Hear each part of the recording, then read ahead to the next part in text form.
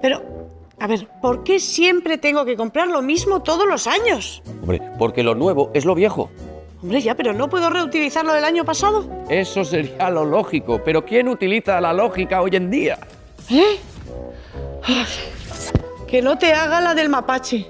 Consumidores Irache.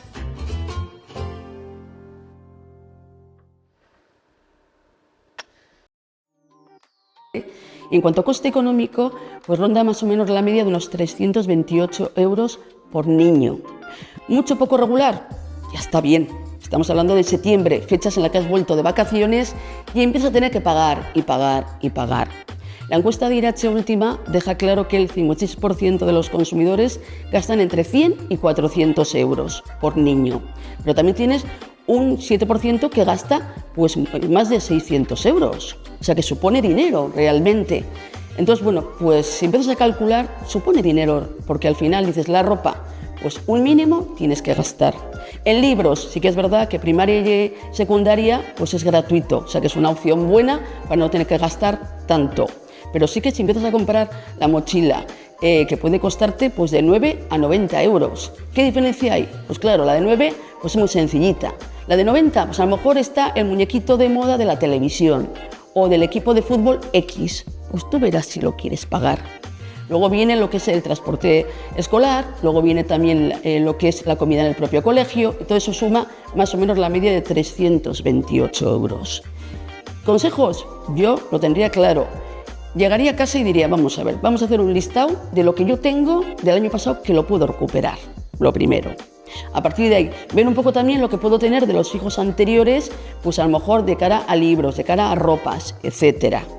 Tercero, yo sobre todo hubiese aprovechado las rebajas para comprar lo que es los mínimos en cuanto a ropa. Ese chándal, esa cazadora, esas zapatillas de deporte. Las rebajas son muy buenas para todo eso. Es una manera de conseguir un precio mucho más módico. A la vez también guardemos el ticket o factura de todo lo que compremos. Sepamos que si hemos comprado en este momento ropa, pues que hay que preguntar en el establecimiento la posibilidad de devolverlo, ya que si el producto tiene tara o defecto, nuestro derecho es a que me lo cambien por otro igual y si no hay otro igual, me devuelvan el dinero. Pero si no tiene tara o defecto, te puedes encontrar con que el comerciante no te lo quiera cambiar, con lo que preguntemos. El tema de la financiación, yo sobre todo insistiría, al financiar la vuelta al colegio no creo que sea lo más oportuno. Estamos hablando a lo mejor de financiarlo en 4 o 5 meses.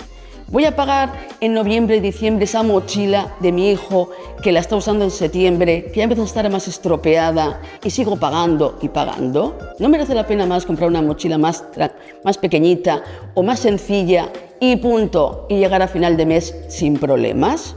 ¿No merece la pena realmente educar a nuestros hijos en esa vuelta al colegio? Pues yo creo que sí, que realmente merece la pena.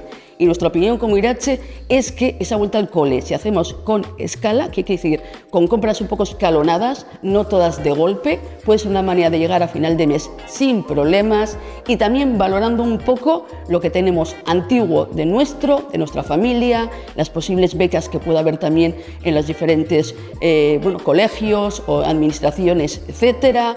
Utilizar también los recursos que tenemos de todos, como puede ser una biblioteca, o también poder comprar a lo mejor esos libros, ese material de segunda mano y puede ser una manera de llegar a final de mes sin problemas. Esa vuelta al cole no tiene que ser tan agobiante, sino todo lo contrario y tiene que ser para enseñar a nuestros hijos, a educarlos, a que el consumo tiene que ser lo justo, lo necesario y punto.